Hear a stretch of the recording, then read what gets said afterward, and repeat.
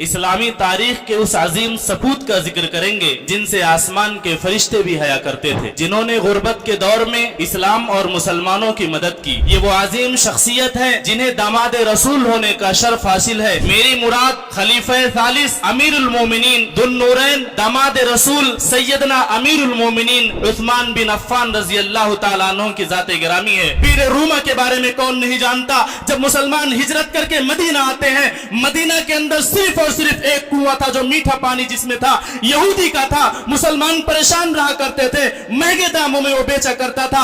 آپ صلی اللہ علیہ وسلم نے صحابہ کو مخاطب کر کے کہا کہ کون ہے جو بیر روما کو خرید کر کے جنت کے عوض میں اس کو خرید کر اپنے ڈول کو مسلمان کے ڈول کے برابر کر دے گا؟ یعنی وہ گرچہ اس کنویں کو خریدے گا لیکن جتنا اپنا حق رکھے گا اس کنویں پر، اپنے تمام مسلمان بھائیوں کو بھی وہی درجہ دے گا۔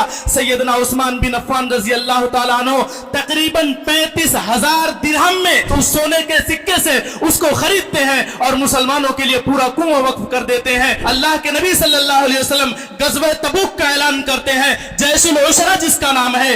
آپ کے پاس مال دولت نہیں تھا، صحابہ کے پاس اسباب نہیں تھے، پریشانی کا عالم تھا۔ اللہ کے نبی پھر اعلان کرتے ہیں کہ کون ہے جو مدد کرے گا؟ پھر حضرت عثمان کھڑے ہوتے ہیں، اپنے گھر جاتے ہیں اور 1,000 دینار آج کے ریٹ کے حساب سے اگر میں کہوں تو تقریباً 6,64,20,000 روپے سے زیادہ انڈین روپے بنتے ہیں، یک بارگی میں اللہ کے نبی کی گود میں لا کر کے ڈال دیتے ہیں۔ کئی صحابہ تھے جو آپ کے دروازے کے پہرے داری کر رہے تھے، وہ سب جنگ کرنے کے لیے تیار تھے، لیکن سیدنا عثمان بن عفان مسجد نبوی اور مدینہ کی حرمت کو پامال نہیں کرنا چاہتے تھے، اس لیے آپ نے ایسا اجازت نہیں دیا۔ بہرحال ایک دن ان لوگوں نے آپ رضی اللہ تعالیٰ عنہ کے گھر کے اندر داخل ہوئے، آپ قرآن پڑھ رہے تھے، آپ رضی اللہ تعالیٰ عنہ روزے سے بھی تھے، اور ان ملعونوں نے آپ پر حملہ کیا۔ آپ کی بیوی کا ہاتھ بھی کٹ گیا، پنجہ بھی آدھا کٹ گیا، اور آپ رضی اللہ تعالیٰ عنہ کی گردن ان ملعونوں نے کاٹ کر کے آپ کے جسم سے الگ کر دیا اور آپ کو شہید کر دیا۔ جنت کی بشارت دنیا کے اندر ملی تھی، پھر بھی ان لوگوں نے خیال نہیں کیا۔